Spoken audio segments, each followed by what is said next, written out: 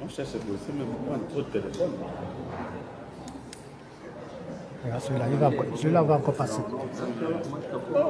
Oh. On est en direct. Kakit.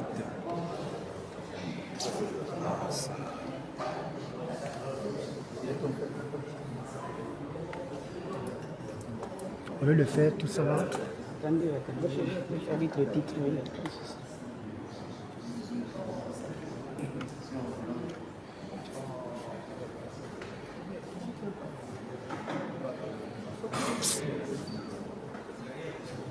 Bon, vous en savez. Attendez.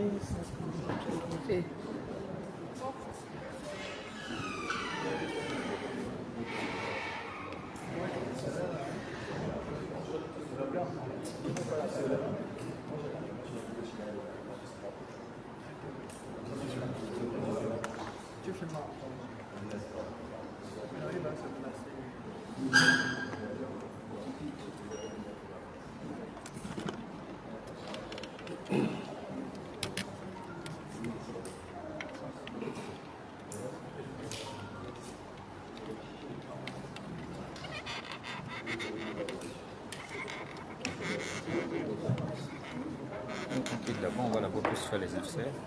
Bon, et on va commencer donc cette conférence de presse avec en première prise de parole Monsieur Ulrich Malekou, président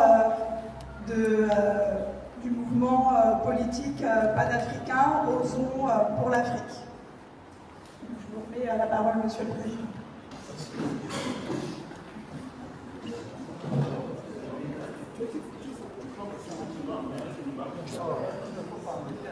Non, tu ne peux pas être là. Il a quoi? Tu disais quoi? Ah, c'est quoi? Tu vas me tenir là. Oui. Je t'ai dit le mettre tu as refusé. Non, mais je n'ai pas refusé. Ils m'ont arraché la liste. Dès que j'ai commencé à mettre son nom, ils m'ont arraché la liste.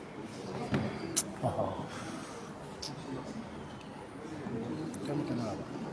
Oui. Moi, je n'ai pas encore mis.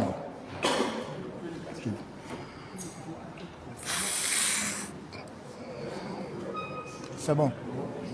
Mesdames et messieurs, chers invités, mesdames et messieurs de la presse, le mouvement panafricain, Osons pour l'Afrique par ma voix, se félicite d'avoir été associé à cette cérémonie de ce jour, axée sur l'exposé de motifs de la déclaration de candidature à la prochaine élection présidentielle, post-transition politique en cours, du professeur Daniel Mengara Minko, président du mouvement politique Congrès des citoyens libres.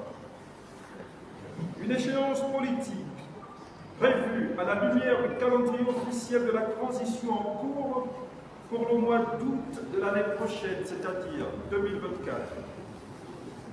Notre caution à cette cérémonie officielle s'inscrit dans le prolongement des dénonciations des résolutions iniques du récent dialogue national abusivement dit inclusif.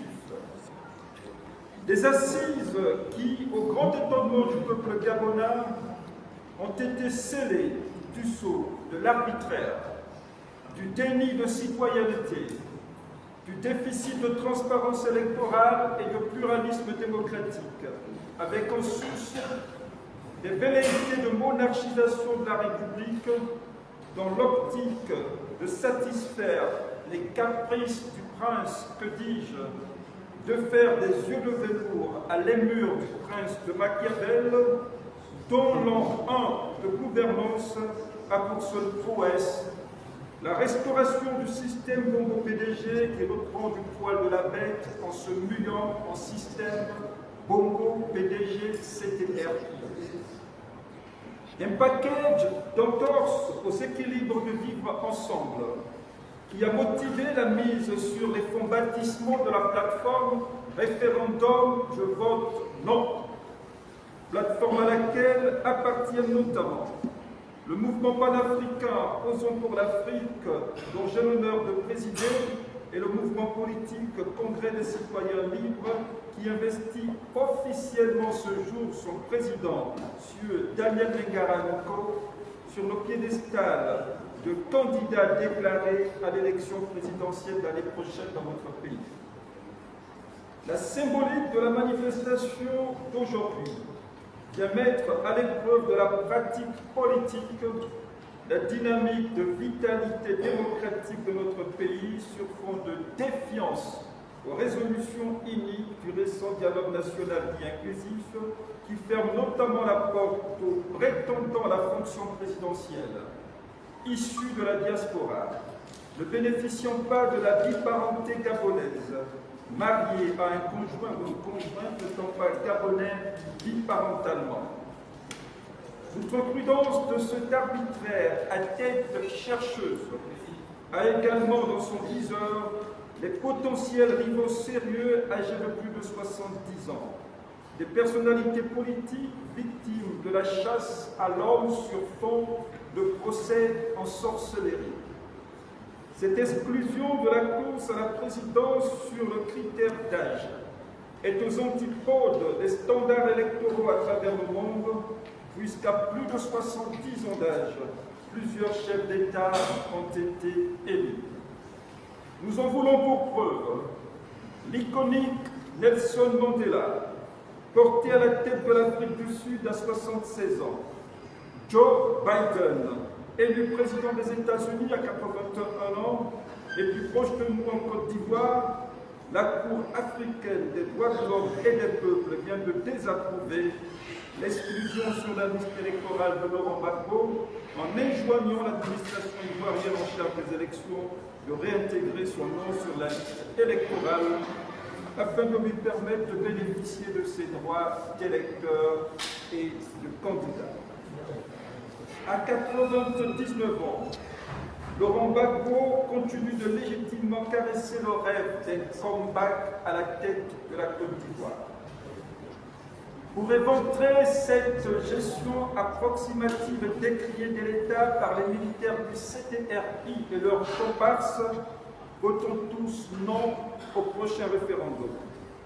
Et au nom de la reconquête de la souveraineté du Gabon, nous ne saurions tolérer l'organisation d'un énième scrutin politique et référendaire sans préalable d'environnement de transparence électorale qui puisse garantir la sincérité du vote.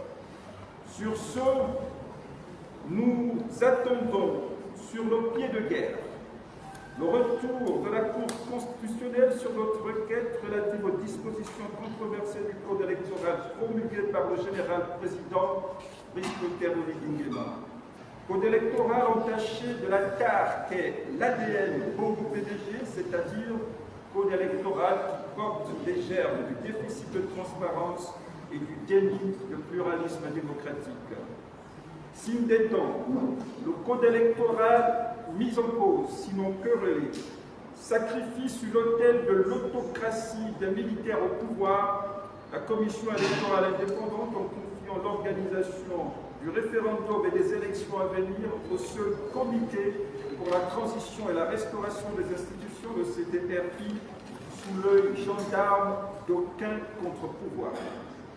Un CTRI qui, à travers la promulgation du code électoral querellé, fait pourtant étalage de son allergie aux grèves, son allergie à l'organisation d'élections au lendemain apaisé. Pas d'élection sans environnement de transparence électorale, car nous userons de tous les moyens légaux pour gagner le rapport de force contre les partisans de l'obscurantisme électoral, coutumier des scrutins biaisés. Qui le tiennent pour dit, le Gabon, terre de nos ancêtres, n'est pas à vendre. Le mouvement panafricain, Posons pour l'Afrique, souhaite plein succès à cette cérémonie solennelle à mettre au crédit des membres du mouvement politique Congrès des citoyens libres, dont le président, mon frère Daniel Mengara, lèvera le voile dans les minutes qui suivent sur les enjeux de son ambition de briguer la magistrature suprême de notre pays. À bas la France-Afrique, à bas le comité de transition pour la restauration des institutions, le CTRI. Vive le Gabon libre, vive l'Afrique éternelle, nous vous remercions.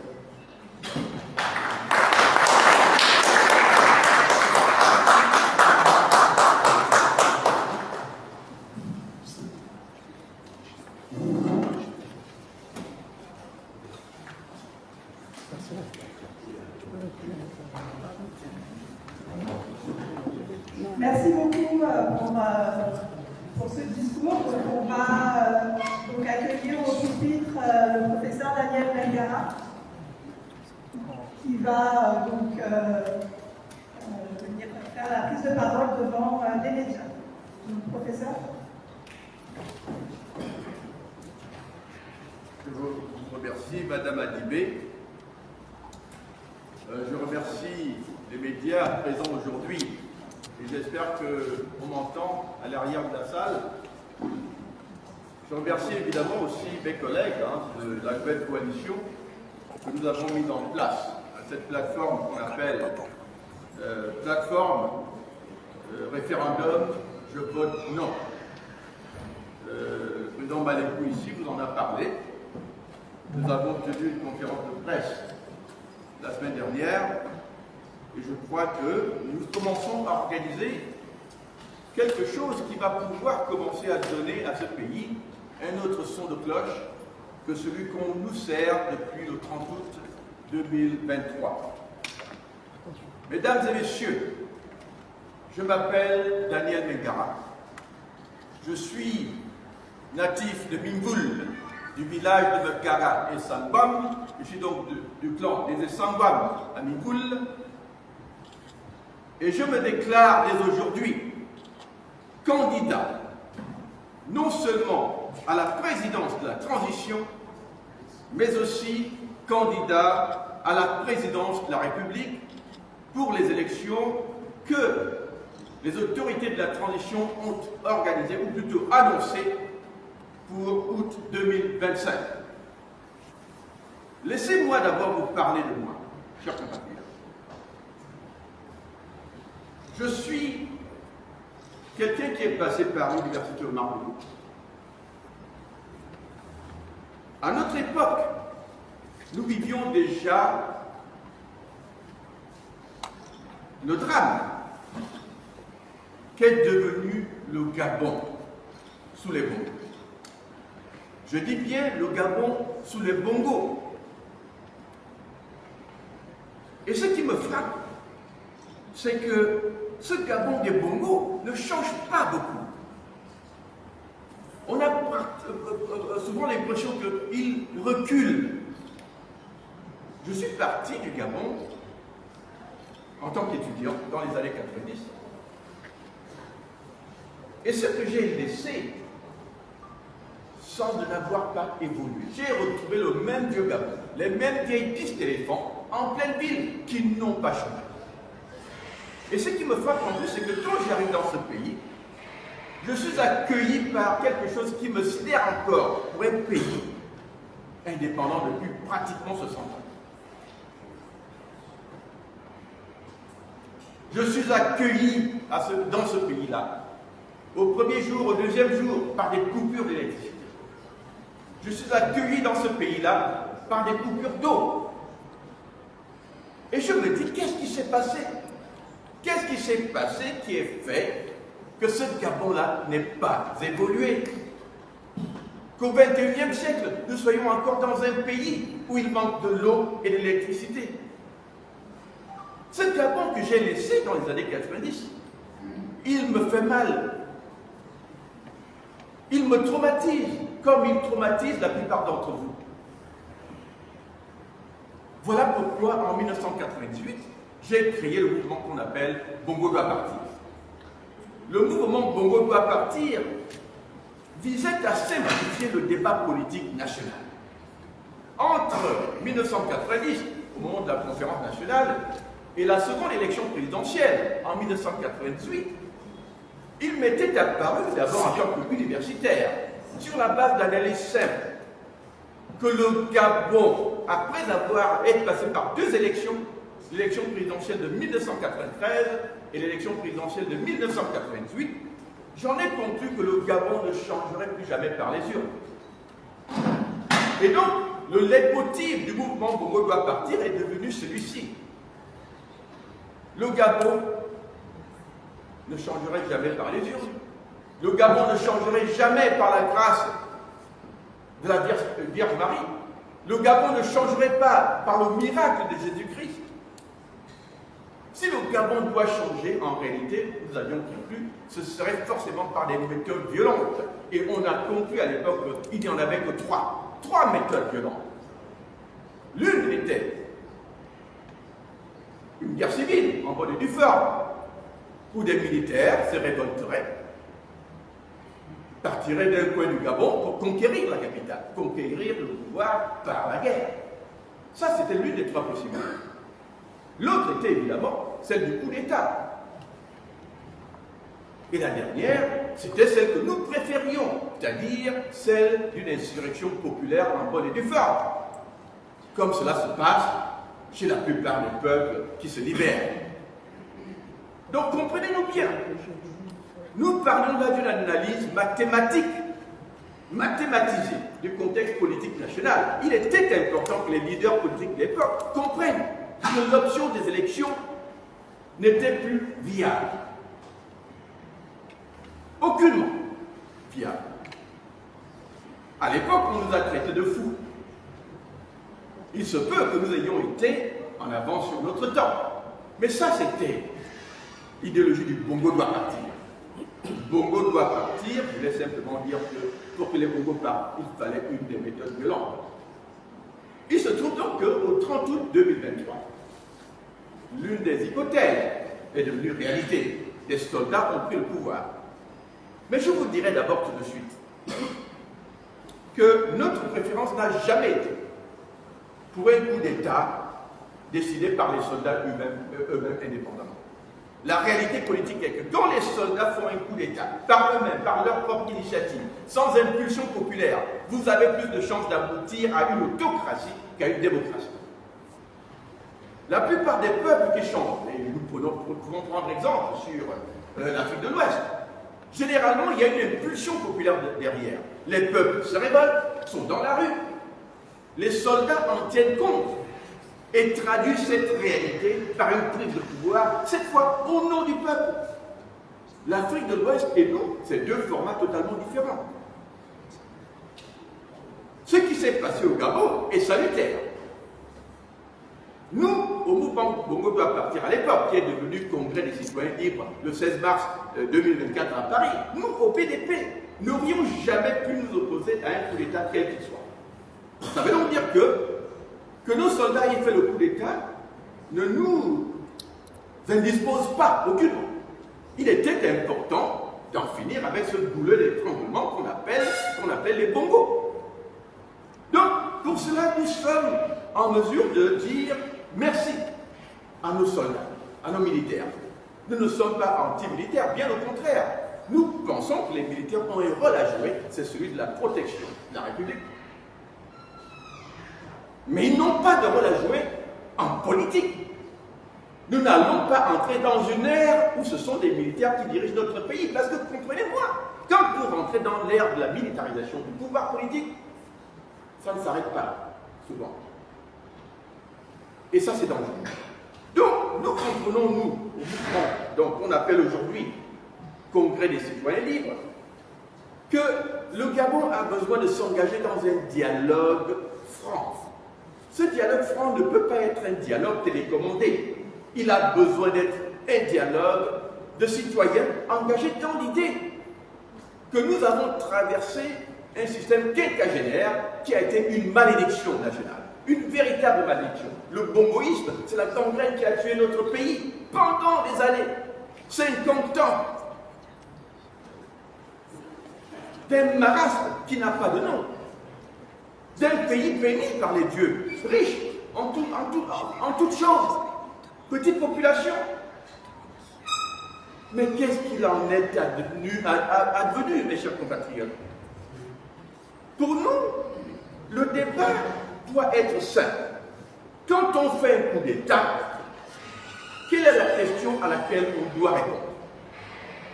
Et quand on organise un dialogue national, quelle est la question à laquelle on doit répondre? Il ne faut pas s'éparpiller dans tous les sens. Parce que quand on va dans tous les sens, on sait de la confusion. La raison est celle-ci. Pourquoi fait-on un coup d'État? Et pourquoi y a-t-il eu coup d'État le 30 août 2023 au Gabon? Moi, je vais commencer par aller dans la direction qui nous a été annoncée. Les militaires nous ont dit que le coup d'État a été fait pour arrêter la fraude qui était là et aussi peut-être répondre à une question que les Gabonais se posent depuis des années. C'est que, bon, le Gabon n'est pas un État de droit. Nos institutions sont bancales. Et donc, quand, au moment de cette fraude, on se rend compte que les Bongo a encore fraudé, les militaires se disent on prend le pouvoir. C'est bien. Sauf que la logique commence à être un peu bancale dès ce moment. Parce que si vous dites qu'il y a une fraude et il y a deux candidats, il me semble qu'on n'a pas à tergiverser. Il y a deux candidats. Celui-là a fraudé pour gagner. Ça veut donc dire que c'est celui-là qui a gagné. Vous donnez donc simplement le pouvoir à celui qui a gagné. Donc vous voyez que dès le départ, nous avons un problème à ce niveau-là. Moi, j'essaie de répondre à des questions fondamentales.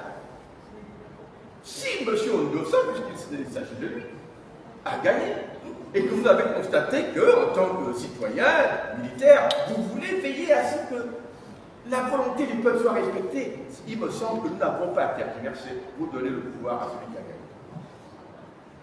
Mais dès lors que vous dites, ah, oui, il y a une fraude, il a gagné, mais nous le prenons, vous vous situez déjà dans une double illégalité. La première, c'est que vous violez la volonté populaire. Mes chers compatriotes, la volonté populaire, c'est la chose la plus sacrée. Le vote d'un citoyen, c'est l'expression la plus noble de sa volonté. Mais vous dites non, vous avez voté, nous savons très bien que c'est lui qui a gagné, l'autre l'a voté, mais on prend quand même. Vous vous accaparez une volonté populaire qui était claire, parce que voyez-vous, vous auriez pu faire votre coup d'État en année normale, quand il n'y avait pas d'élection, personne ne vous en empêchait. Soyons concrets. Les Gabonais souffrent depuis 56 ans, n'est-ce pas, sur les Bongo? Vous avez donc eu année 1, année 2, année 3, 56, où vous étiez là. Mais vous n'avez pas osé. Vous attendez une élection, et ce n'est pas la première. En 90, les Bongo ont fraudé. En 93, les Bongo ont fraudé. Vous étiez là. En 2007, en 98, les Bongo ont fraudé. Vous étiez là. En 2005, les Bongo ont fraudé. Vous étiez là. En 2009, 2007, les Bongo ont fraudé. Vous étiez là.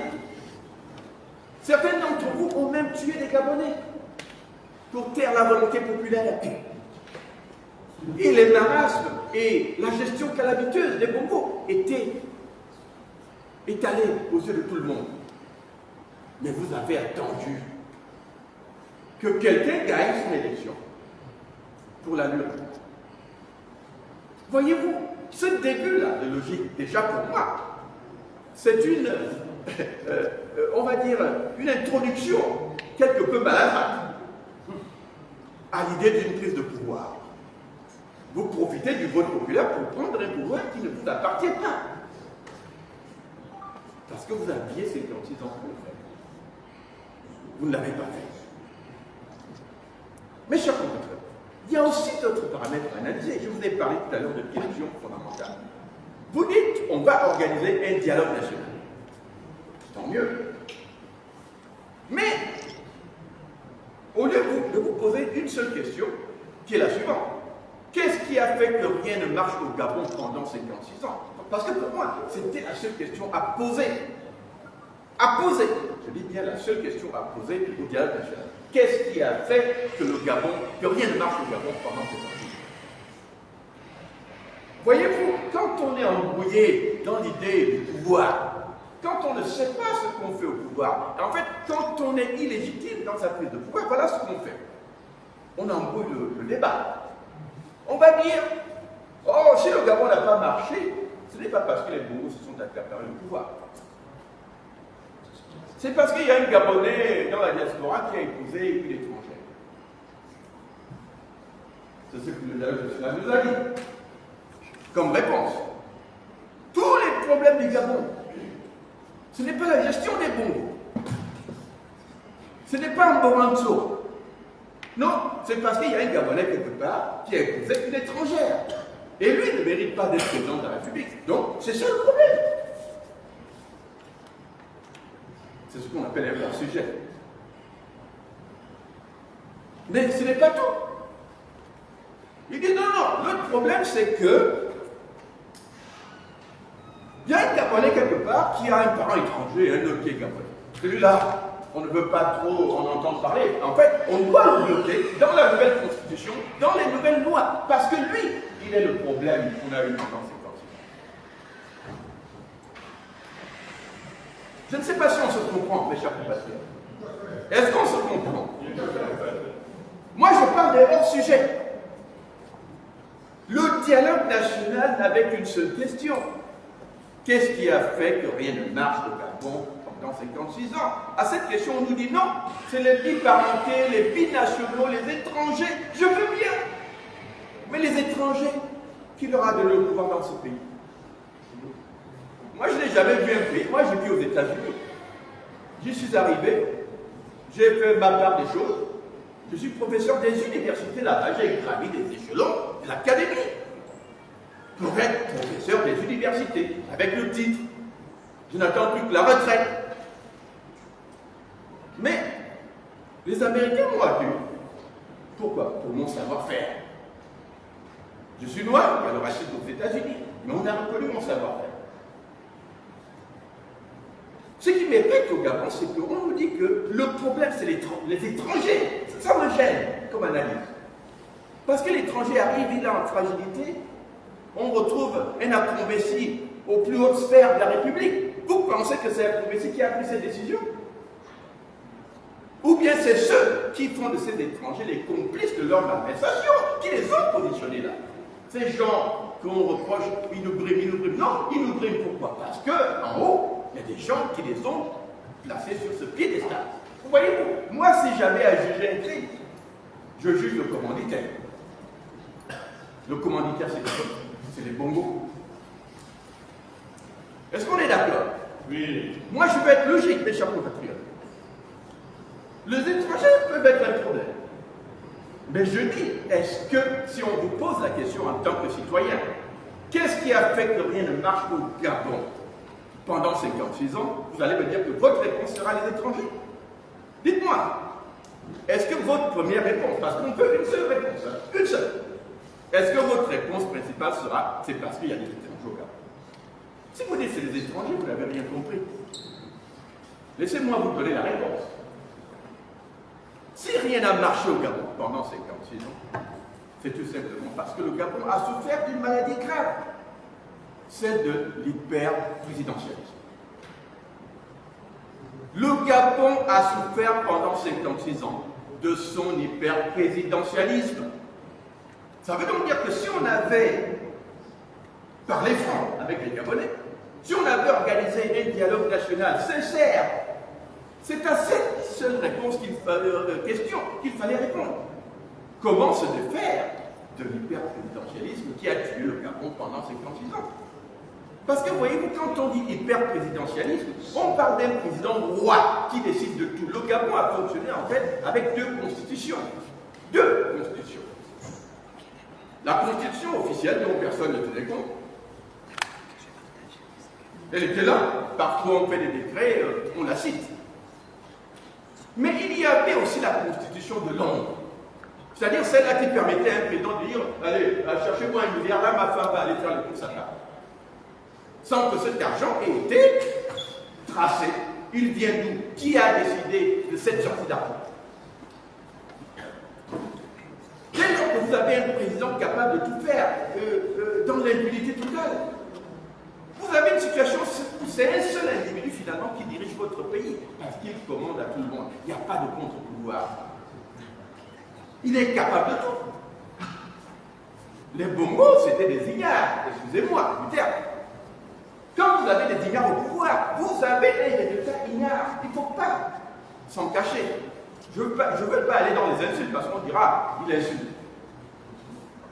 Mais être ignare, c'est ne pas comprendre les mécanismes de fonctionnement d'un État moderne. Qu'en fait, un individu ne peut pas tout décider par soi-même. La raison pour laquelle nous avons des institutions, c'est pour pouvoir contrôler, moduler le caractère des individus.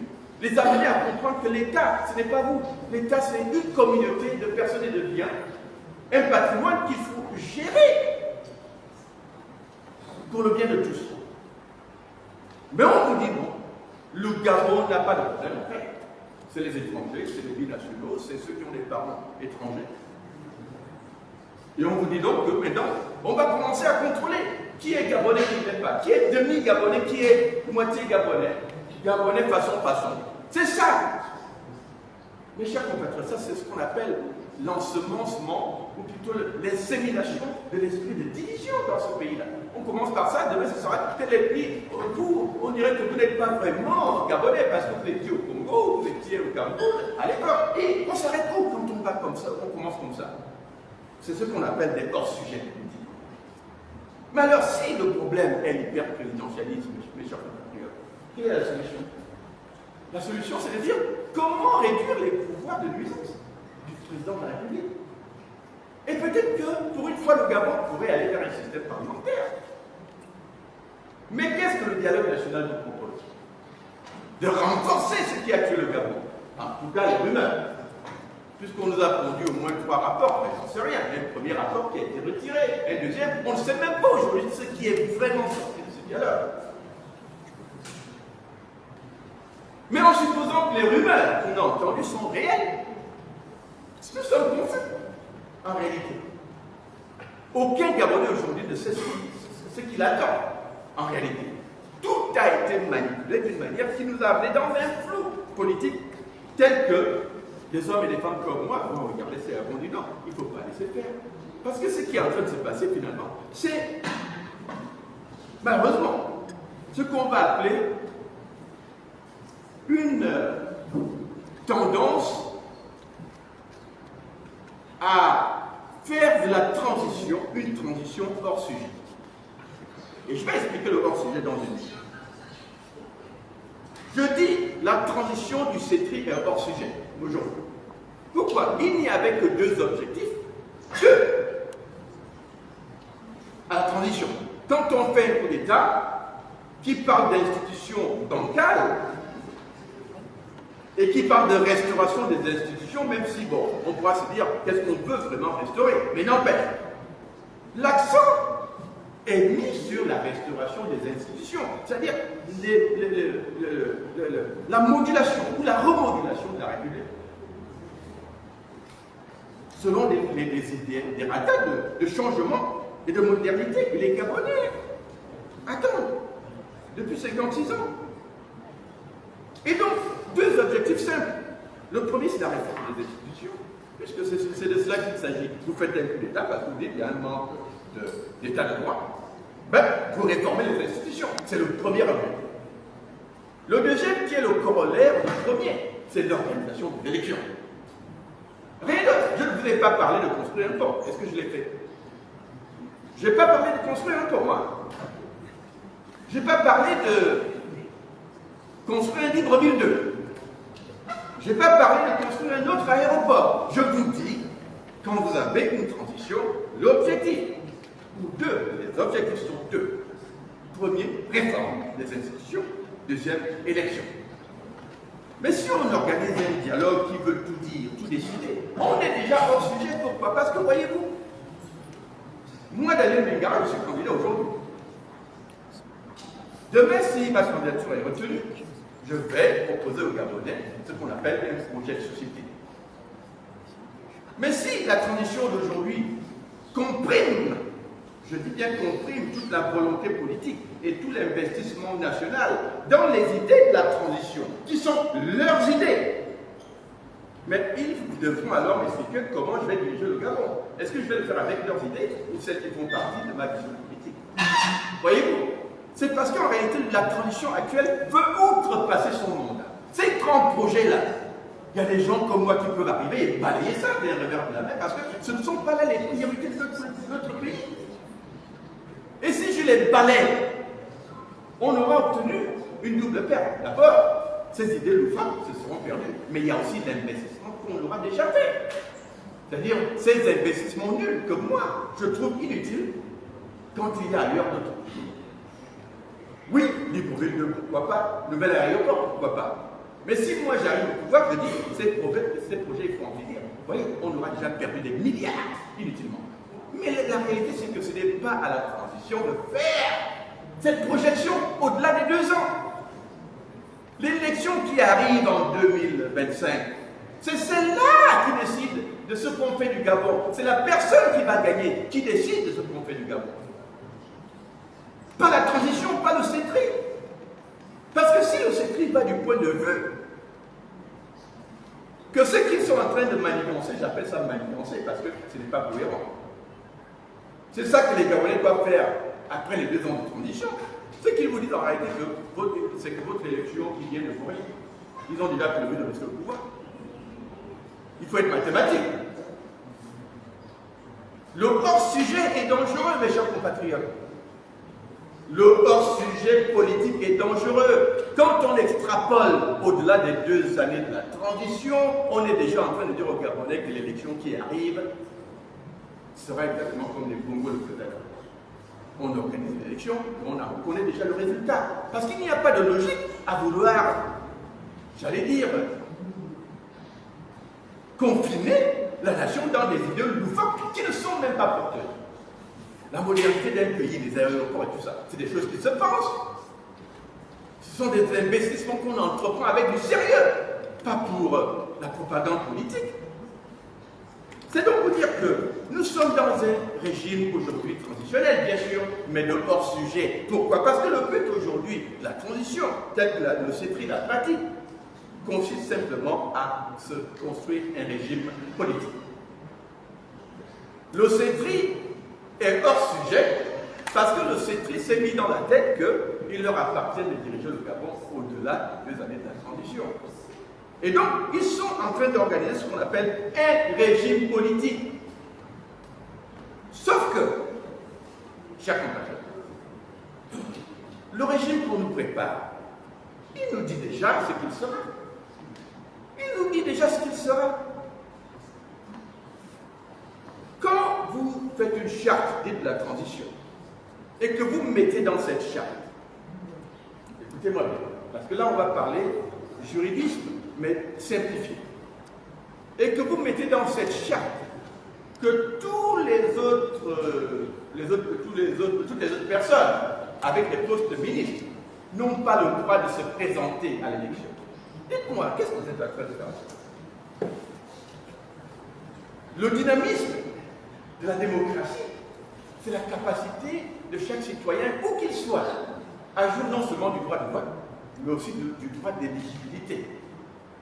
Mais si vous dites que dans une loi qu'on doit considérer fondamentale, parce que la charte, on l'appelle charte de la transition, mais en réalité, ils en ont fait une charte constitutionnelle. Surtout que, au fond, le soubassement même de cette charte, c'est la Constitution du 26 mars 1991, que la charte cite un peu partout. C'est-à-dire qu'ils l'ont rajouté en l'intégrant dans le mécanique donc, de la charte actuelle. Mais si vous dites que parce qu'on vous a nommé ministre, vous n'avez plus le droit de vous présenter, c'est une aberration. C'est une aberration. Non seulement parce que c'est une atteinte fondamentale grave au droit d'un citoyen d'être candidat, personne ne doit pouvoir interdire cela. C'est anticonstitutionnel, c'est anti-droits fondamentaux, c'est infaisable. Mais au pays des Congo, j'ai envie de dire, au PDGC, il y a un problème. Parce que si on vous prive du droit d'être candidat, autant vous dire que vous n'avez pas non plus le droit de voter. Parce que là encore, il y a une contradiction grave.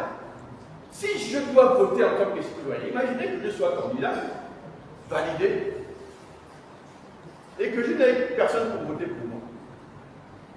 Mais il reste que j'ai le droit de voter pour moi-même.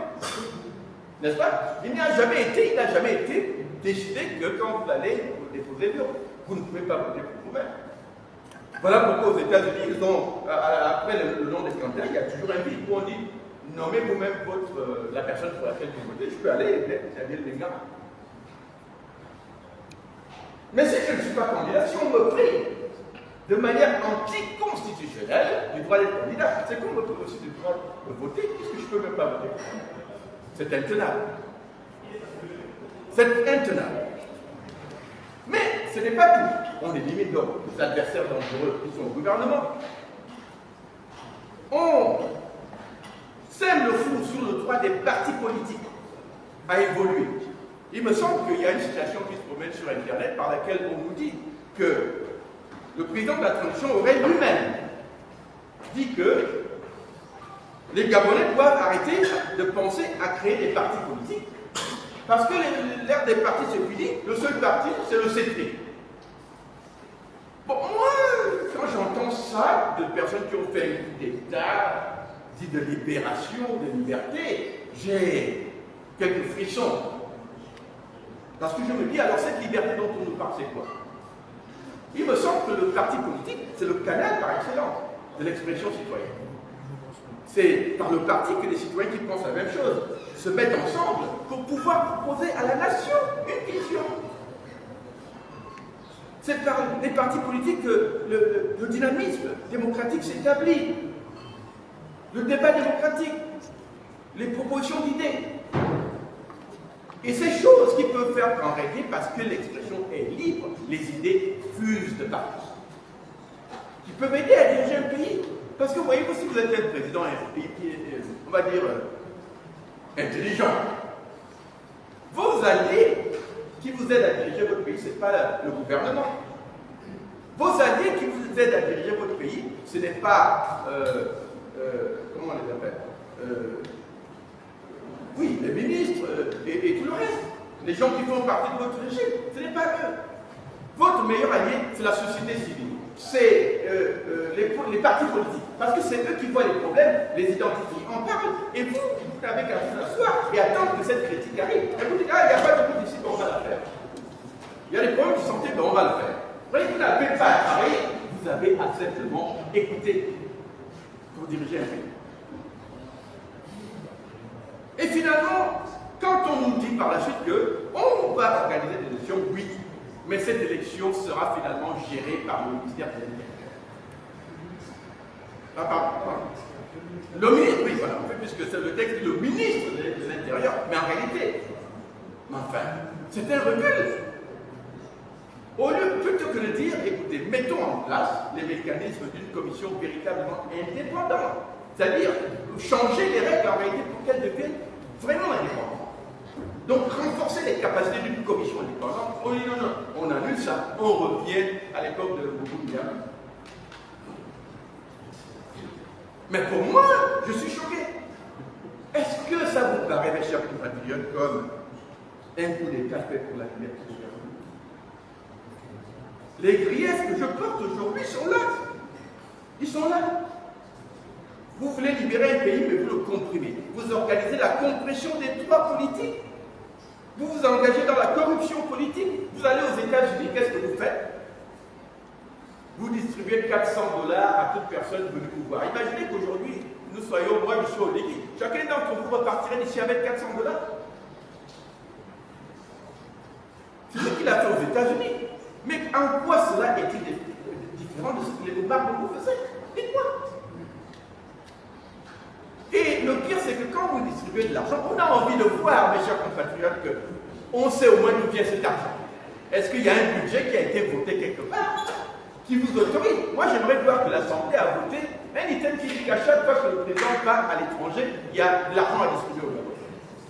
Mais si ça n'existe pas, d'où vient cet argent? Je ne vois rien de différent là par rapport aux autres.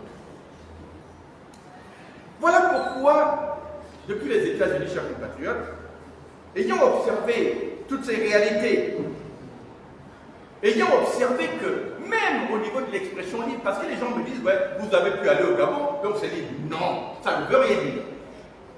Parce que moi, si on me dit que le Gabon est libre parce que j'y suis venu, et que le petit jeune de Mwanda qu'on a arrêté, simplement parce que lui, il attirait l'attention des autorités discuté sur l'aberration qui consistait à donner des cabanes à des citoyens, que la commune leur donnait aux citoyens. Et que lui, il s'est dit, mais non, le Gabon est un pays riche, un pays minier, un pays pétrolier. Ce n'est pas ces cabanes que nous méritons. Et c'est le président lui-même qui lui dit, arrêtez-moi ce jeune public. Je ne peux pas, moi, concevoir de la liberté dans ce type de contexte. Les syndicalistes peuvent faire la grève, on les menace en disant, si vous faites la grève, vous ne faites plus rien. Et on attrape certains, on va mettre des covos. Est-ce que c'est le Gabon des covos qu'on nous réserve? À chaque fois qu'on s'exprimera, ce sera un covo. Humilier les pères de famille qui sont allés travailler, faire leur travail. On les arrête, on les amène dans un sous-sol. On les menace. Et ils reviennent à la maison avec les covos. Les enfants leur demandent papa. Pourquoi? C'est ce Gabon de l'humiliation que nous voulons créer. Faisons attention, mes chers compatriotes. Faisons attention. Voilà pourquoi, nous qui regardons ça de loin, on nous dit souvent que nous sommes dans la diaspora, on voit rien. Non, on voit. On n'est peut-être pas sur le terrain, mais on voit. Voilà ce que nous avons vu.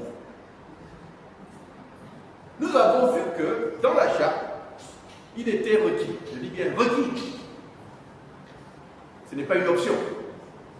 Requis que pour désigner le président de la transition, il fallait procéder à une élection.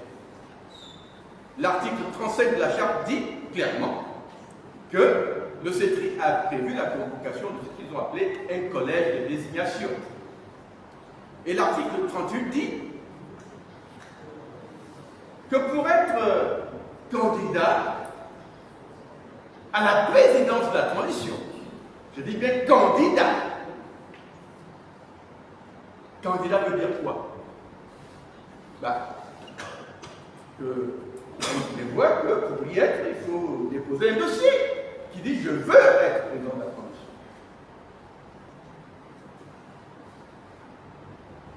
Et comme dans la charte il est écrit qu'on peut être candidat de la transition en tant que civil ou militaire, je me suis dit, ça ouvre la voie à des gens comme nous. Personne n'a forcé le CETRI à écrire cela. Attention, parce que j'ai entendu des choses comme quoi vous venez déstabiliser le pays. Mais on ne déstabilise pas un pays sur la base de ses propres lois. Elles sont là. Si on me dit que, monsieur Mégara, vous voulez devenir président de la transition, c'est ouvert à tout le monde. Mais moi, je me porte candidat, je suis citoyen.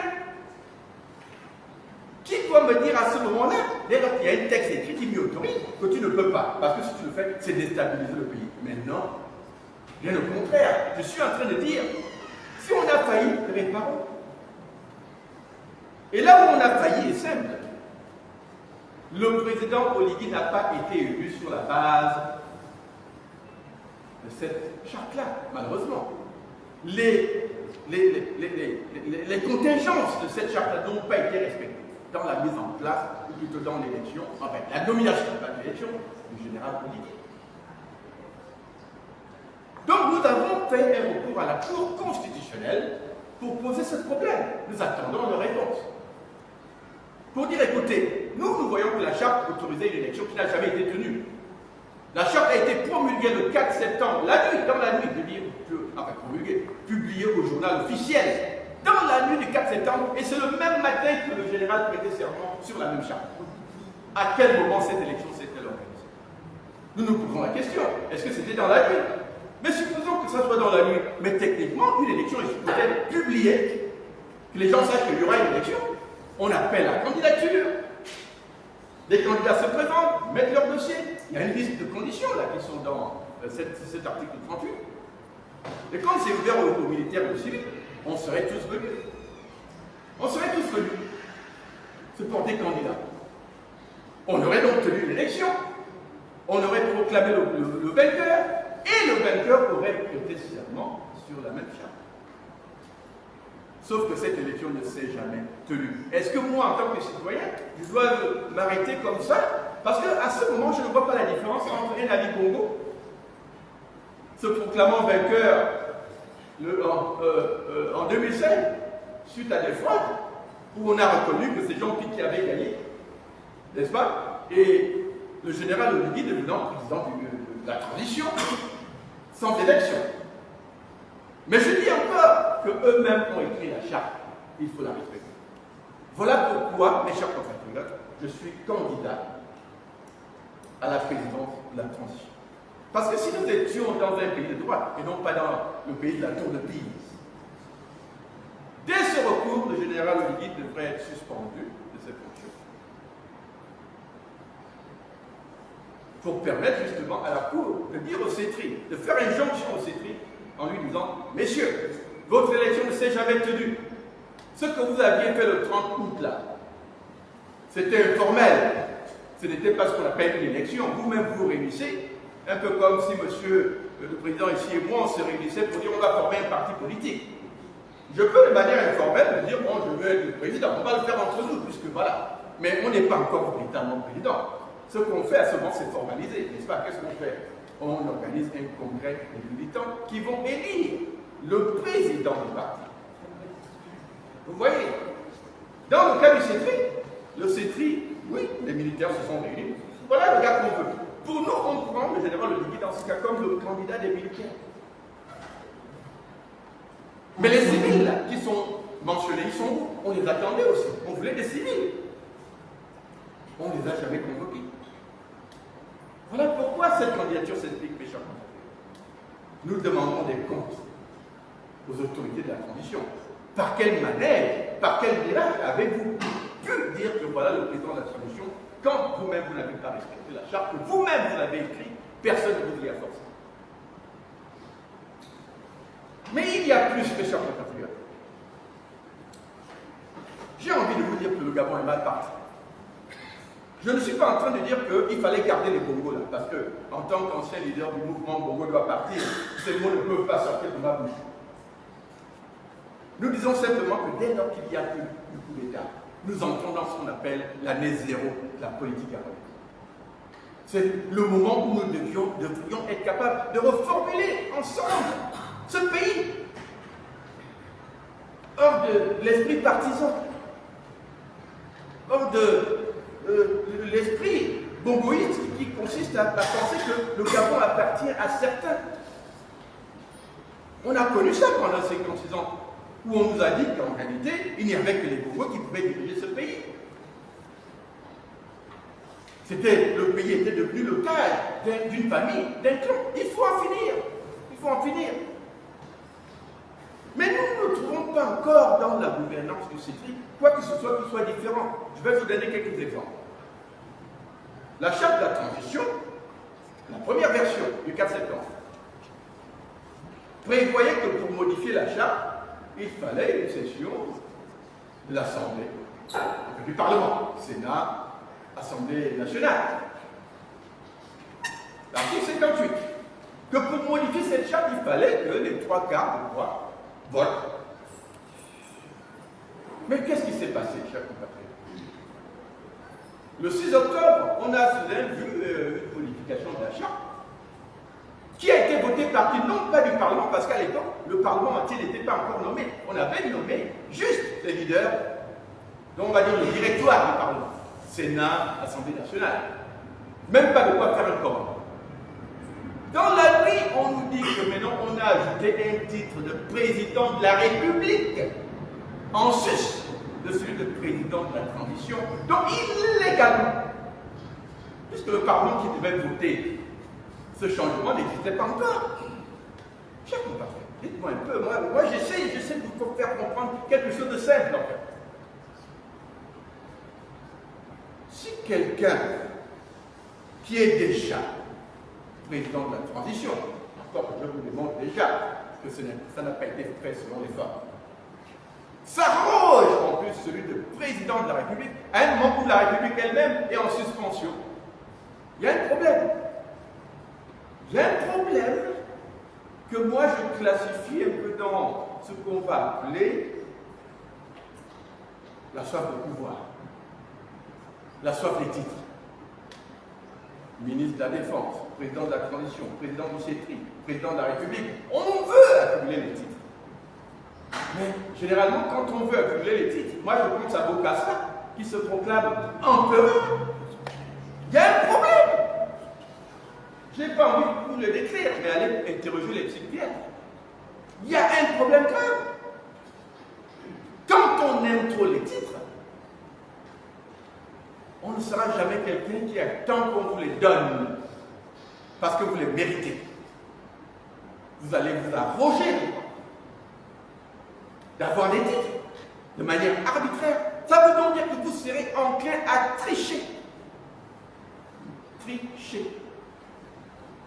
Mais pendant 56 ans, le Gabon a été celui de la triche, non? Triche aux élections, triche dans la gestion du patrimoine national. Et pour nous voyons déjà un problème. Si vous vous arrogez autant de titres, hors la loi, je dis bien hors la loi, alors que vous êtes en train de dire que vous voulez restaurer des institutions, dites-nous de quelles institutions vous parlez. Mais la tendance est déjà là, chers compatriotes. On organise un dialogue national, finalement, qui a l'air de vouloir plutôt préparer des institutions sur mesure. C'est-à-dire, en réalité, nous dire déjà que, en réalité, le chemin est déjà tout tracé pour un individu. Parce que si vous regardez bien le hors-sujet du dialogue, ça a été ça. Plutôt que de parler de pourquoi le Gabon ne marche pas, c'est-à-dire l'hyper-présidence des Bongo, on vous dit quoi? Le gars qui est à l'étranger, là, peut-être qu'il a une femme étrangère, il sera peut-être candidat, éliminons-le. Celui-là, son papa était un Chinois. Bon, sa mère est gabonaise. Le code actuel dit quand même que celui-là a le droit, mais écrivez un nouveau code pour dire si on a un parent étranger, on peut être. Je ne sais pas si vous voyez la tendance. On élimine petit à petit les adversaires dangereux. Parce que voyez-vous, moi je suis scandalisé. Jean Ping, aujourd'hui, ou du moins, par rapport à ce qu'on nous promet, n'aurait jamais été éligible. Seulement, je trouve ça problématique parce que quand on nous parle de référendum, mais il n'y a pas de meilleur référendum que cela. Que quand les Gabonais ont regardé Jean Ping, ils savaient très bien qu'un de ses parents était d'origine chinoise. Mais ils l'ont quand même voté. Et aujourd'hui, on veut contredire en réalité cette volonté populaire qui a déjà été éprouvée, non pas par un sondage, mais par un vote réel. On a voté ce Gabonais-là, ce demi-Gabonais. On a voté. Si on dit aujourd'hui qu'on ne peut plus autoriser ça, vous voyez, on trahit cette volonté. Il n'y a pas de raison. Le même qui a voté à l'époque, il ne va pas changer d'avis comme ça. On lui aurait présenté Chambrier, il aurait encore voté. On lui aurait présenté Aubameyang, il aurait encore voté pour eux. N'est-ce pas? Mais voyez-vous le danger? On élimine les adversaires dangereux un à un. Ça, c'était l'objectif du dialogue, préparer la voie à l'autoritarisme. Ça veut donc dire qu'en réalité, quand nous, de loin, nous regardons le CETRI, nous ne voyons pas le bout de route qu'on fait. Parce que, voyez-vous, dans notre philosophie, n'importe qui est capable de faire une route. Soyons clairs. N'importe qui est capable de faire une route. Les Bongo en ont fait. Même si pas assez. La valeur des grands hommes ne se mesure pas au nombre de kilomètres de route qu'on fait. Parce que ces choses banales que tout le monde peut faire ne vous distinguent pas. Les grands hommes se mesurent à la capacité de faire de grandes choses. Et parmi les grandes choses du monde, c'est la construction des nations. Quand on dit perdre une nation, ça ne doit pas être un mot vide. Les Américains vénèrent leur père de la nation. Abraham Lincoln. Les gens qui ont imaginé le pays.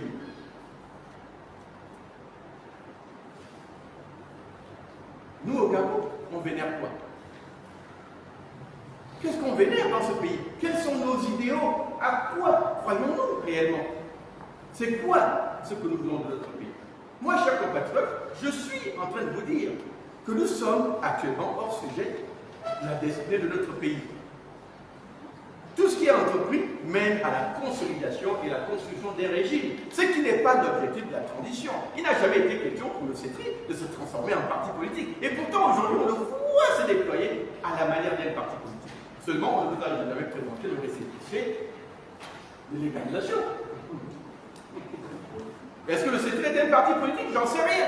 Mais j'ai envie de vous dire autre chose. Lisez encore la charte, parce que nous, on lit. On ne dit pas comme on a fait un coup d'État, donnons un blanc-seing, un chèque en blanc, on peut faire tout ce qu'on veut. Non. On dit vous avez fait un coup d'État, vous avez mis en place une charte, montrez-nous que vous êtes déjà vous-même capable de respecter la loi en pleine condition avec le document que vous-même vous avez créé. Parce que quand vous serez au pouvoir demain, si vous n'êtes pas capable déjà de respecter les petites choses, est-ce que quand vous aurez vraiment le pouvoir, vous serez capable de respecter la volonté du peuple? Soyons clairs. Soyons clairs. Mais la charte, elle est éloquente aussi. La charte nous dit, et ça c'est important, que le CETRI, effectivement, ce sont des soldats qui ont fait le coup d'État. Mais ça s'arrête là. Parce que quand on regarde bien, le CETRI n'est même pas un organe officiel de la transition. Je vous invite à lire la charte une deuxième fois. Vous trouverez un article, je crois, l'article 4, probablement, qui dit organe de la transition. Parmi ces organes, vous verrez le président de la transition. Vous verrez le gouvernement de la transition. Vous verrez le Parlement de la transition. Vous verrez la Cour constitutionnelle de la transition.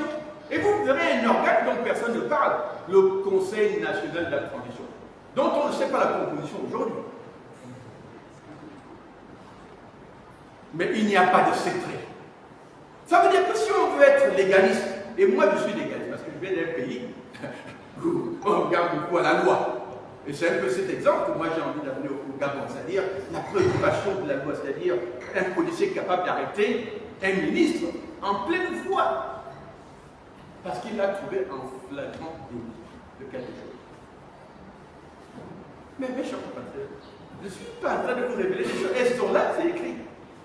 Le CETRI n'est même pas classé parmi les organes officiels de la transition. Et pourtant, nous sommes dirigés par le CETRI. Mais enfin, vous aussi.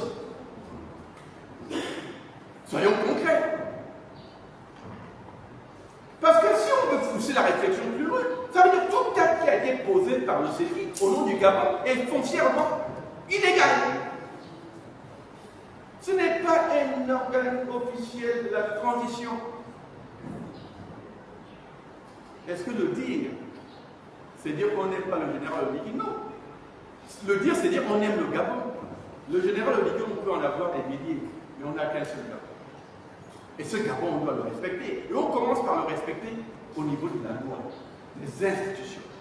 Voilà pourquoi, mes chers compatriotes, je pourrais égrener les griefs qui sont les nôtres.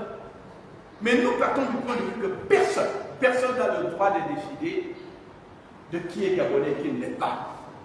Ça, c'est une chose qui, moi, me révolte au plus haut point. Je ne peux pas être dans un pays où j'arrive et quelqu'un me dit « Tu n'as pas le droit d'être candidat parce que tu aurais une femme étrangère. Tu n'as pas le droit d'être candidat parce qu'un de tes parents est étranger. » Non, non, je ne veux pas de ce pays-là. Je ne veux pas d'un pays où, parce que vous avez en fait quelqu'un au pouvoir qui a peur de tout le monde, va dire « Écoutez, si je vous nomme ministre, vous ne pouvez plus être candidat. » Parce que voyez-vous, cet homme-là nous montre qu'il est poltron. C'est un homme qui a peur. Il n'y a que les hommes qui ont peur qui font ça. Il a peur. On se demande de quoi? Il est soldat, il a toutes les armes, n'est-ce pas? Mais en réalité, ce qu'on doit dire, c'est qu'il a peur de la démocratie. La démocratie veut dire quoi? Si on va demain dans une élection transparente, il a peur de perdre. Alors il prend des dépenses, on élimine tout le monde, on achète toute la classe politique. Aujourd'hui, il y a plus de 100 discordants au Gabon. Tout le monde est au Parlement. Tout le monde, toute la société civile qui critiquait a été corrompue. Je dis corrompu, je ne dis pas nommé. Corrompu parce qu'on appelle ça la corruption d'État. On a donné des salaires en échange de la fidélité. C'est tout ce que ça veut dire. La preuve, ils ne parlent plus comme avant. La bouche est pleine.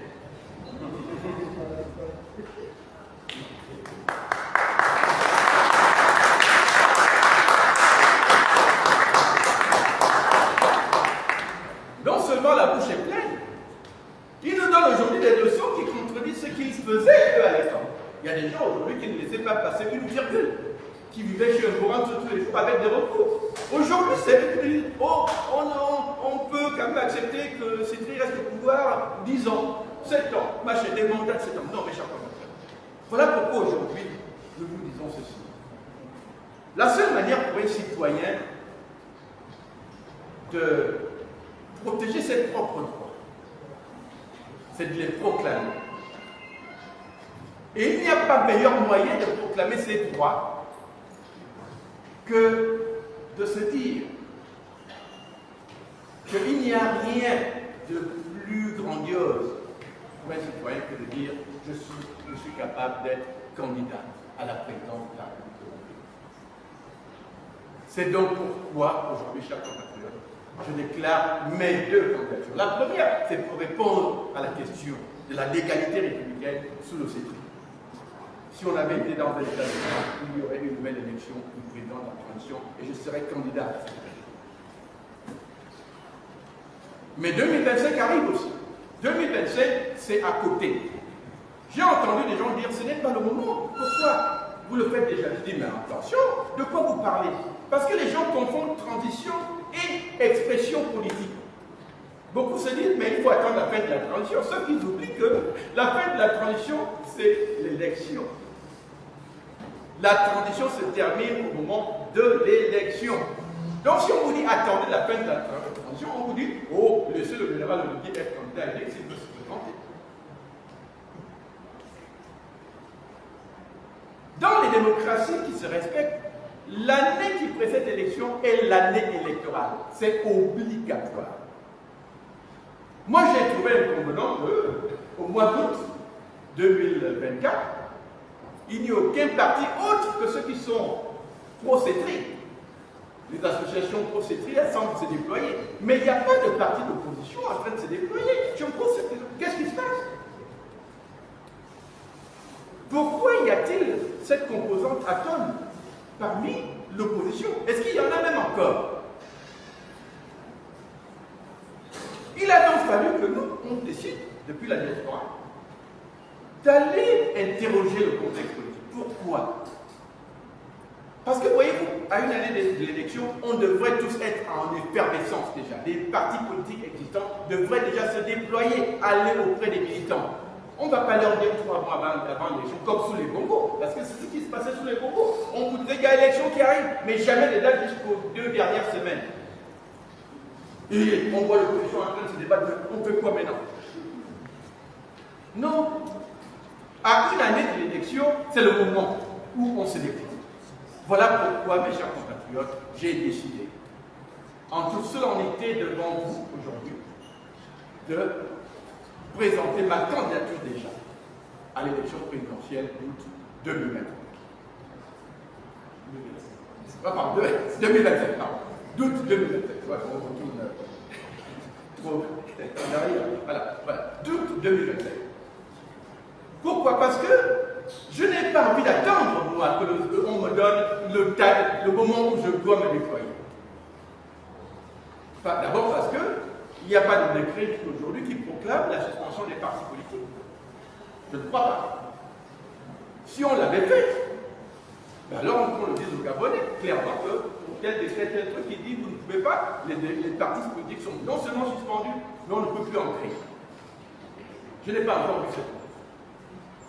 Donc, nous avons un mouvement qu'on appelle le Congrès des citoyens libres, en abrégé Congrès citoyen, qui a décidé donc de présenter un candidat à cette élection, mais aussi de venir implanter ce parti sur le territoire national. Ça veut donc dire, en réalité, aller au-devant des militants, rechercher des adhésions pour remplir en fait les conditions qui nous permettent de légaliser un parti là.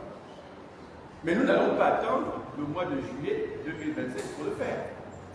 Quand on vous donnera l'autorisation. L'autorisation, c'est maintenant. Vous l'avez en réalité. Il faut se déployer. Donc, mes chers compatriotes, soyons clairs. Le débat politique d'aujourd'hui doit être simplifié. Le flou, c'est la fraude. Quand on dit aux gens, oui, peut-être que les partis sont interdits, alors qu'ils ne le sont pas, on veut créer le flou. Mais j'ai envie aussi de vous dire que la fraude électorale s'organise toujours en amont d'une élection. La fraude, ce n'est jamais réellement quand vous déposez le vote dans l'urne. La fraude, c'est aussi des conditions d'organisation des élections. Quand vous dites aux autres, attendez, nous on va d'abord commencer avant de vous permettre, vous vous êtes donné un avantage. C'est de la fraude. Quand vous dites, au lieu d'une commission indépendante, on va plutôt garder le monopole de l'élection en donnant tout au ministère de l'Intérieur, vous avez commencé à frauder. Quand vous dites à des concurrents, ministres dans le gouvernement qui ne peuvent pas se présenter. C'est une élimination du choix du peuple. Peut-être que moi, je ne veux pas devenir un ministre, mais je veux peut-être le barreau chambrier. Mais puisqu'il est au gouvernement, je ne peux même plus avoir le droit de voter pour celui que je veux. Vous l'avez éliminé, vous avez fait un choix pour moi que vous ne devriez pas faire. C'est de la foi. C'est ce qu'on appelle l'établissement de la pensée unique. Un citoyen normal doit suivre les gens. Et voilà pourquoi, fort de ces observations, il y en a plusieurs qui pourraient aller à vitam aeternam.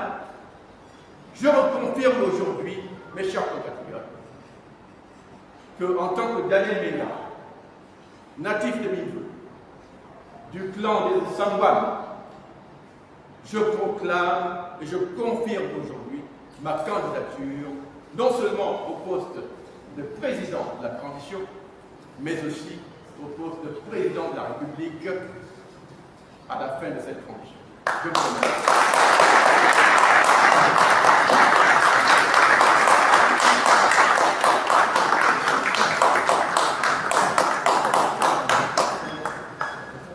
Merci beaucoup pour ce discours, professeur Daniel Megara. Donc, comme vous l'avez entendu, sur l'objet de cette conférence de presse, le professeur Daniel Megara présente sa candidature à la présidence de la transition, conformément en tout cas au recours qui a été déposé le 21 août 2024 à la Cour constitutionnelle et pour lequel on attend donc une réponse. Et à la présidence de la République gabonaise pour la prochaine échéance. Donc on va commencer la séance de questions avec... C'est bon, les fois, je passe, c'est bon. Vous donnez les micros et puis si vous voulez bien vous présenter, poser votre question. Il veut faire un pour l'état contre direct ou quoi? Monsieur le Président, je suis Ismaël Obiancé. C'est la question. Je suis Ismaël Obiancé, journaliste. Je travaille pour la voix de la République 54. Première question, on vous a entendu dire tout à l'heure que vous êtes candidat à la présidence de la transition. Qu'est-ce que ça veut dire concrètement la transition? Vous entendez paraître président. Autre question, vous avez salué ce même l'acte de libération du 30 août, libération du Gabon. Dans quelques jours, le gouvernement va célébrer la fête de la libération. Est-ce que vous y serez? Quelle définition apportez-vous de la fête de la libération? Quel événement national est-ce que ça implique? Autre chose, dans une démocratie qui se veut réelle, c'est vrai qu'il y ait plusieurs sons de cloche, mais votre arrivée au Gabon intervient dans un contexte de révision de la Constitution, c'est-à-dire que l'électorat canadien, on a pu justifier vous êtes primaire dans cet environnement réellement impopulaire. Est-ce que votre candidature ne risque pas de servir de caution à un gesto électoral de volonté? Merci, cher ami.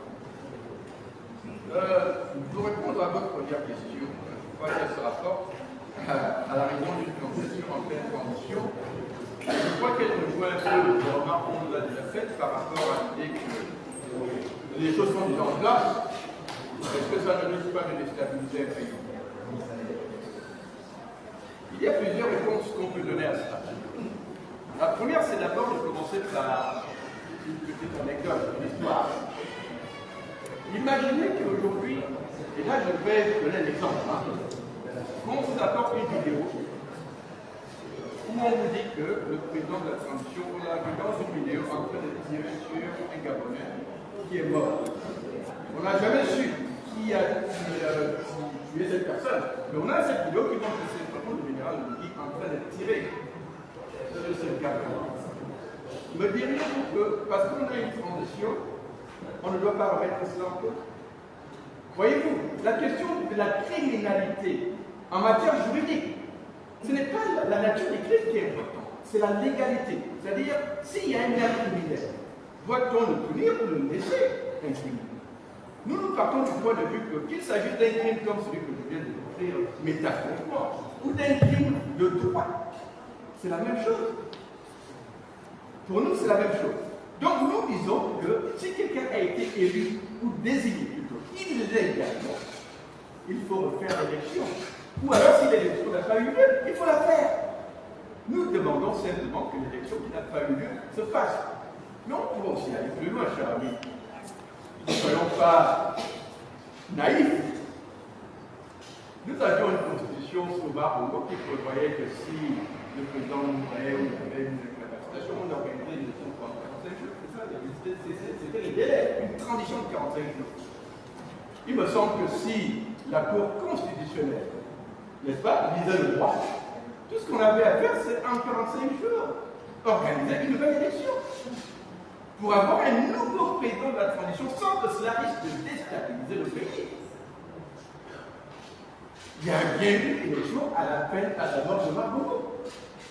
Est-ce que le Gabon est assombri dans la guerre civile? Vous voyez? Donc, il faut rester simple avec ces choses-là. Rien aujourd'hui n'interdit une élection, même maintenant que nous sommes à une année de la fin de la transition. Quelqu'un peut terminer ce mandat de la transition. Si l'actuel est jugé incompétent, et j'ai envie de vous dire une chose, mes chers compatriotes. Parce que quand je parle du CETRI, c'est un mélange des gens que parfois je n'aime pas, mais il faut en parler parce que c'est le CETRI. Mais j'ai envie de vous dire que quand on lit cette charte, l'idée initiale du CETRI était bonne. Eux-mêmes avaient prévu qu'on pouvait changer le président de la transition. Sinon, ces articles-là ne se feraient pas. Si c'était juste qu'on a fait le coup d'État, on a un président, on impose au Gabonais, on attend la fin de la transition. Il n'y aurait pas l'article 35, il n'y aurait pas l'article 38. Ils l'ont mis parce qu'ils pressentaient qu'initialement, ils avaient les bonnes intentions. Sauf que le pouvoir corrompt, et souvent ça corrompt un seul homme. Celui que vous placez là, s'il a la soif du pouvoir, il va commencer à pervertir l'esprit initial. Alors ce qui se passe maintenant, c'est que quand vous avez le pouvoir présidentiel, vous êtes au-dessus des autres généraux avec lesquels vous étiez en égalité au moment du coup d'État. Le CETRI, c'était les généraux, en égalité. Probablement avec un droit de veto qu'on a voulu leur donner. Mais une fois que vous devenez président, vous êtes au-dessus du monde, vous pouvez faire avec le président parce que vous êtes le président. Et donc il y a une déformation. Une sorte d'adultération en réalité de l'esprit initial. Moi je dis que quand on dit cette charte, elle est mal écrite, il faut dire, mais l'intention était de pouvoir changer le président de la constitution s'il est mauvais. Et en fait aussi, les constitutions normales prévoient toujours qu'est-ce qu'on fait si celui-là tombe malade. Qu'est-ce qu'on aurait fait? On aurait fait la même élection. Si on suivait l'esprit de la loi. Il tombait malade, ou il meurt par accident, ça arrive. N'est-ce pas? On fait quoi? On dit c'est son cadavre qui nous dirige jusqu'à la fin ou on met on devrait pas. Tout ce que tout le monde dit, c'est qu'aujourd'hui, on constate qu'il a été nommé oui, nommé également. Qu'il a été désigné par les siens au début, c'est dit. Mais une fois qu'on rentre dans la charte, c'est-à-dire que l'État, ce qu'on appelle l'État juridique, commence le 4 septembre. C'est l'élection aurait dû se tenir après. Voilà. Ce qui était avant, c'était informel, quand on était quand même ici, ça n'avait aucune valeur juridique. Alors, donc ça c'est la première réponse à votre question. Rien n'est encore clair par rapport à la Constitution qui arrive. Mais cher ami, il y a beaucoup de choses qui sont claires. Ce qui est clair, c'est que j'ai le droit de me présenter à n'importe quelle élection, à tout moment. Je pouvais l'avoir déclaré il y a 3 ans. Je pouvais le déclarer dans 6 mois. Je disais qu'il n'y a pas de. Il n'y a rien qui soit lié à cet élément-là. La seule chose qui est certaine, c'est si on veut éliminer des gens comme les gardes de l'élection, ils vont mettre dans la Constitution quelque chose qui va m'éliminer. Mais en tant que citoyen, est-ce que je dois vraiment attendre que quelqu'un décide pour moi ce que je dois devenir? Non, cher compatriote. Aujourd'hui, j'estime que j'ai le droit de présenter la Constitution. Maintenant, parce que c'est le moment de le faire, les partis peuvent le faire à tout moment. Ce n'est pas à la transition d'éviter à quel moment on peut déclarer cette transition. Donc, cette question, elle est intéressante, mais en réalité, elle n'est pas liée à la transition, parce qu'il y a le Gabon, avant la transition, il y a le Gabon, des Gabonais qui y vivent, on n'a pas arrêté de manger, de respirer, n'est-ce pas? Et la politique ne s'arrête pas, parce qu'il y a une transition. Dans 2 ans, il y a une élection que nous attendons, et c'est maintenant qu'on fait ça. Voilà. Alors, la la dernière question serait justement. Je ne suis pas satisfait sur le demande de la question là. En fait, je me demande. Oui. Poser la question de savoir, dans un contexte qui est encore flou, c'est-à-dire avec un projet de constitution qui est en réaction, un code électoral qui est biaisé selon vous, comment vous avez dans cet environnement déclaré une candidature, est-ce que c'est une candidature de l'espace de servir de caution à une situation électorale que vous votez, sachant que rien n'a à faire. C'est ça la question. Non. Et ma réponse reste la même. Pourquoi? Parce que, quelle que soit la population qui va arriver, en dehors des sûr des gens comme nous, voilà, l'élection va se tenir. Donc si l'élection est prévisible, la candidature elle-même devient naturelle. On peut dire comme il y a élection en août 2025, on se présente. Maintenant, la question du flou, des choses qui doivent être décidées, tout ça, elle est subsidiaire en réalité. C'est-à-dire que moi, je ne la vois pas comme essentielle à la réflexion que nous produisons aujourd'hui. Il faut la détacher de la candidature. Parce que dès lors qu'il y aura forcément élection, si je suis candidat, quelque chose qui va sortir de là, voilà. Maintenant, la question est fondamentale, parce que, bon, on a connu au Gabon des situations où on tient une élection et puis le résultat n'est pas celui qu'on croyait. Là, c'est une autre question. Est-ce que l'élection sera crédible ou pas? Est-ce que le processus sera transparent ou pas?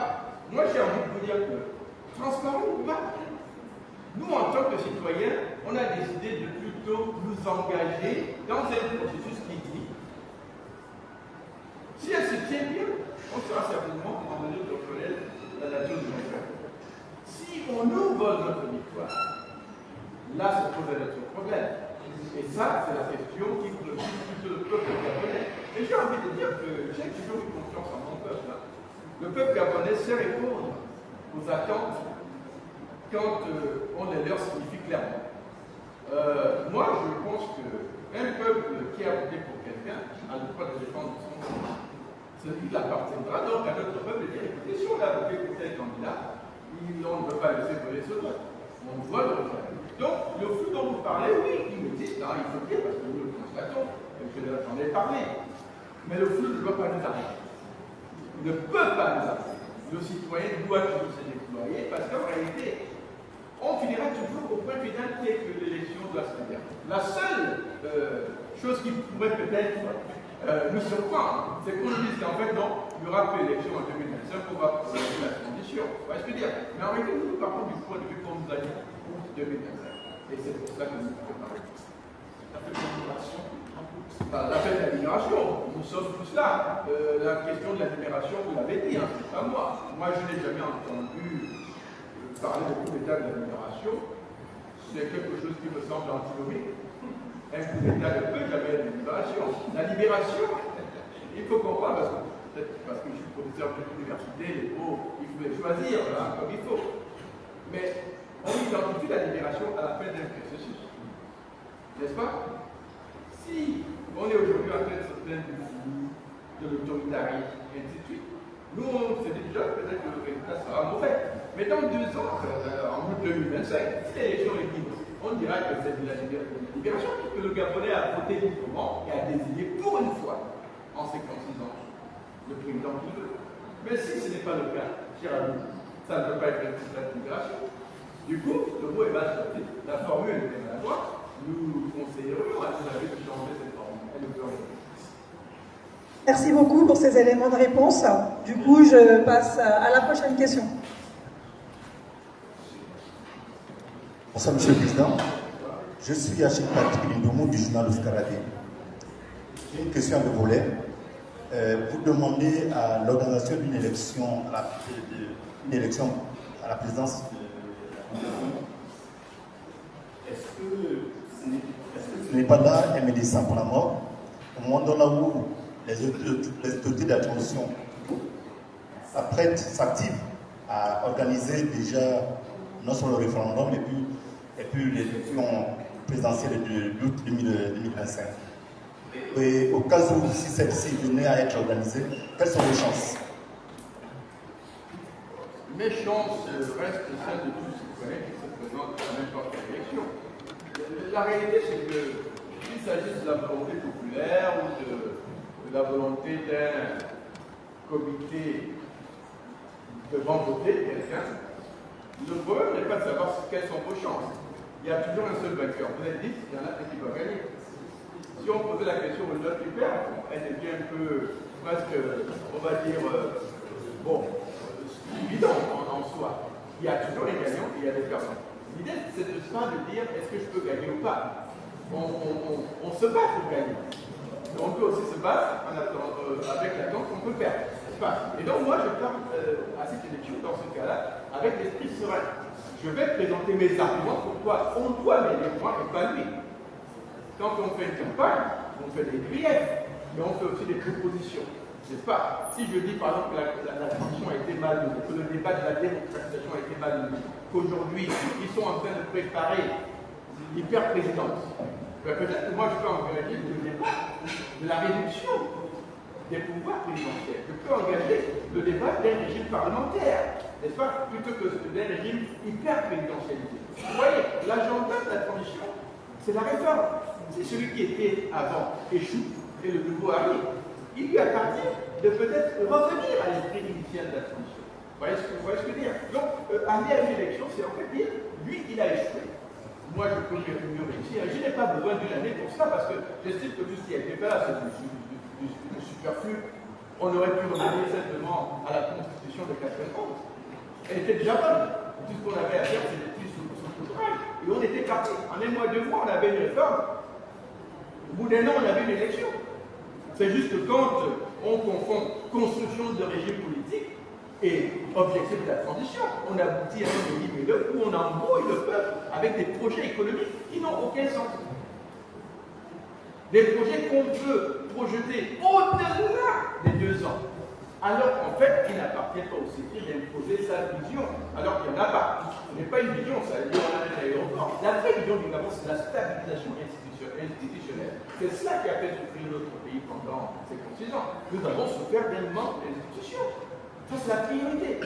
Et les institutions sont un peu, on va dire, c'est cet élément de canalisation qui fait que dès que vous les avez en place, ça donne la capacité aux hommes de faire des choses bonnes pour leur pays. Parce qu'il n'y a pas d'impunité, il y a le contrôle par les institutions de ce que vous faites. Vous ne faites plus n'importe quoi, vous ne décidez pas un bon matin comme ça de dire écoutez, les Gabonais sont dans l'obscurité parce qu'il n'y a pas d'électricité. On dit que la SEG a une dette de 15 milliards, mais qu'est-ce que vous faites? Vous donnez 7,5 milliards à de vieux politiciens qui ont fait leur temps, sans savoir ce qu'ils vont encore apporter à ce pays.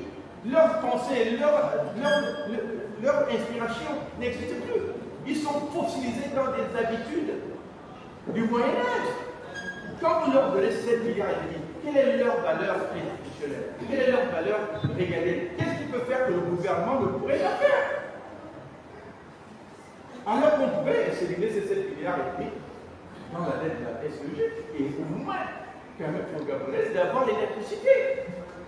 Vous voyez que quand on perd le sens des priorités, on va dans tous les sens. Et ça arrive parce qu'on contrôle le régime. Donc nous, on pense qu'en réalité, le moment est venu en fait d'appeler à cette élection, d'appeler à toutes les élections, et en fait de tenir le CETRI là où on doit le tenir.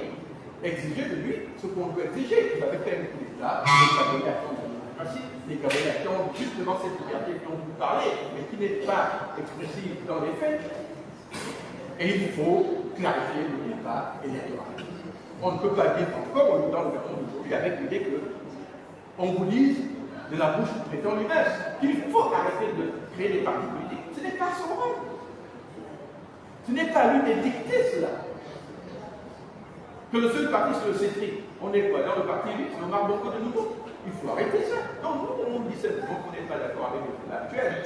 Et comme nous avons décidé cette inégalité, il faut aller dans une nouvelle élection. Maintenant, qu'il le fasse ou pas, ça c'est un autre débat. Mais nous interpellons le CETRI et la nation. Devant cette réalité qui est là, c'est que le droit ne doit pas être oublié parce qu'on a fait un coup d'État. Le coup d'État n'est pas une autorisation à tout faire. Parce que sinon, on tombe dans les arbitraires, et quand on tombe dans les arbitraires, on finit tout mal. C'est pas si Professeur, oui. Jimmy Mandouko de la rédaction de Gabon Info. Alors, je tiens d'abord à vous féliciter pour pas présenter de manière exhaustive et vous avez recommandé à la restauration de l'institutionnalisation du pouvoir politique, si je comprends bien. Alors ma question est simple, c'est celle de savoir. Vous avez déclaré vous porter candidat pour la présidence de la transition. Quelle est la procédure actuelle que vous avez engagée quand en cette période de transition exceptionnelle, nous savons que nous sommes conduits strictement par des institutions inconstitutionnelles. C'est pas là donner de l'eau au moulin de l'inconstitutionnalité du pouvoir au Gabon. Votre question est intéressante, là, cher ami, mais vous me posez une question qui est un peu comme dire à un médecin, mais comme cette personne est déjà malade, est-ce que ça sert à quoi de la soigner? N'est-ce pas? Il me semble que je vois le Gabon comme ce malade, d'accord? Qu'on a engagé sur la mauvaise pente, en fait. Ce malade souffre de cette institution. Je suis peut-être la personne qui voit la maladie. C'est pas là où l'autre ne la voit pas. Mon rôle en tant que citoyen, c'est de dire, nous sommes malades à ce niveau. Et il nous est important de modifier la donne, de changer la donne, de manière à ce que le malade Gabon se porte mieux. Donc ça veut dire que ce n'est pas parce que quelque chose est illégal ou inconstitutionnel qu'on va laisser l'inconstitutionnalité perdurer. Il faut plutôt dire comment est-ce qu'on doit réparer ce problème. Et ce problème, dans le cadre de la transition, consiste simplement à repartir à une élection qui pourrait justement faire qu'on retombe dans la constitutionnalité et non dans la légalité. Donc nous ne faisons rien là qui ne soit en fait normal pour un citoyen. De dire que le pays est malade, tout ce qui se passe en ce moment est illégal et inconstitutionnel, et nous ne pouvons pas continuer à laisser les choses évoluer comme ça simplement parce qu'on y est déjà. L'idée de on y est déjà n'est pas la manière dont les hommes fonctionnent. Les hommes fonctionnent avec l'idée que quand il y a un problème, il faut le résoudre. Et nous avons un problème sérieux au Gabon, celui d'une sorte de régime illégal, il faut le dire. Le coup d'État lui-même, c'est un régime d'exception. Mais dès lors que vous créez une loi, je dis bien une loi, les soldats n'étaient pas obligés de la créer, mais dès lors qu'ils l'ont créée, ils doivent s'en tenir à cette loi-là. C'est un peu ce que nous demandons en fait. Bonsoir, professeur. Je suis Saint-Clair Kengue du journal La Note d'Afrique. Professeur, j'ai une question à plusieurs volets. La première, elle est celle qui concerne votre dernière activité, la Cour constitutionnelle. Vous êtes allé saisir la Cour. Professeur, je parle sous le contrôle de mon cher aîné Marc Richemont-Malepou. Allant à la Cour constitutionnelle, vous savez bien que celui qui est à la tête de cette institution est un proche du président Brice Clotaire Oligui Nguema et que même sous l'ancien régime, la plupart de ceux qui se sont dressés contre les Bongo et qui ont pris le chemin de la Cour constitutionnelle ont toujours été députés. Et ici, en allant à la Cour constitutionnelle, vous ne saviez pas déjà que là-bas, vous serez également débouté. Deuxième question. À suivre votre exposé, on vous a vu très engagé. Et alors, qu'est-ce que vous feriez si, au niveau du Gabon, vous êtes totalement débouté au niveau de votre candidature, au niveau des différentes actions que vous pourriez mener? Le dernier recours serait peut-être la communauté internationale. Est-ce que vous y avez pensé? Et à ce niveau-là, qu'est-ce que vous entendez faire pour contraindre les militaires à redescendre sur terre, comme on le dit au quartier? Merci pour la question, elle est intéressante. Vous savez, tout acte de la vie, je le vois toujours comme une pièce d'argent qui a deux facettes, et peut-être aussi comme un couteau à double tranchant. Notre recours dira peut-être moins sur nous que sur le régime de la transition. Voyez-vous, dans un régime où on vous dit qu'on vous a libéré, n'est-ce pas? La première notion qui est en tête, c'est que la libération va avec les droits les plus fondamentaux. Or, vous parlez des régimes qui m'élimineraient, par exemple, la candidature, n'est-ce pas? Ça ne dit rien sur moi en réalité. Ce que ça dit, c'est en réalité la nature du régime. Vu que ce régime vous dit qu'il est en train de vous libérer, il devrait normalement accepter les candidatures comme les miennes. Il n'y a pas de problème. Moi, en tant que Gabonais, qui m'empêcherait normalement d'être candidat. Mais si on m'élimine, il devrait alors être relevé de régime. Pourquoi cette discrimination? Et donc nous sommes en réalité devant un vrai test de ce que vous appelez communément la course de prix. Oui, on a même connu la menthe du président qui fait tout pour le président. Et là, vous parlez de l'oncle qui fera tout pour le neveu, peut-être. Mais comment le savoir en dehors des citoyens comme nous, n'est-ce pas, interrogeant justement le système? Parce que vous voyez, aujourd'hui, nous savons qu'il y a une élection dans un an.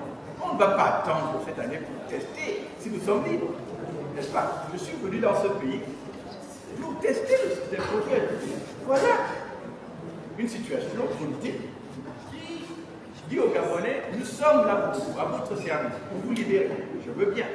Mais la première libération commence par le respect des institutions que eux-mêmes ont mises en œuvre. Parce que là, je ne suis pas en train d'inventer des lois. C'est leur loi que j'utilise. Je dis, vous avez mal élu votre président, il faut refaire. Mais en refaisant, respecter la loi en exigeant des civils et des militaires, comme vous l'avez fait. S'ils ne le font pas, le citoyen gabonais en réalité ce sera la nature du régime dont on parle, n'est-ce pas? C'est un régime qui n'est pas si différent que ça de l'ancien. Et c'est ça qui est important. Parce qu'on vous dit on fait un coup d'État parce qu'on veut défaire les miasmes et les ratés de l'ancien. Mais si on reproduit exactement les mêmes choses que l'ancien, c'est que le Gabonais doit comprendre que rien n'a changé.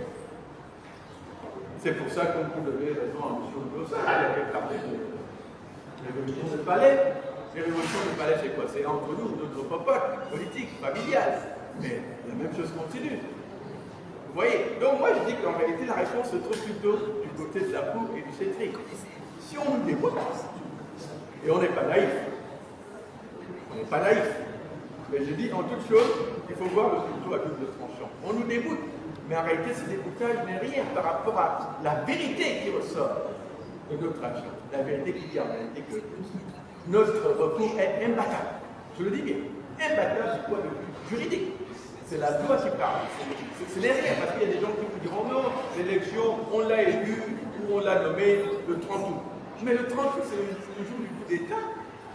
Vous n'avez rien de légal, vous n'avez même pas de texte juridique pour organiser votre affaire. Le seul texte que vous avez, c'est celui que vous créez le 4 septembre. Du moins que vous publiez au journal officiel le 4 septembre. La République du Cétrique commence le 4 septembre, pas avant. Tout ce qui vient avant est illégal, enfin, informatique. Voilà. Donc, voilà pourquoi on dit en réalité que maintenant que nous, on part du 4 septembre pour dire, on nous a dit que voilà le régime qui va vous conduire pendant la transition. Si on est dégoûté, on aura notre réponse aussi. N'est-ce pas? On saura que la tour de Pise n'a jamais disparu. En tout cas, merci beaucoup à l'ensemble des médias qui ont été présents aujourd'hui, mais aussi des concitoyens gabonais, patriotes, qui ont suivi la conférence de presse. J'invite l'ensemble des participants à se rejoindre au premier étage afin de pouvoir se rafraîchir et peut-être continuer quelques échanges. Merci.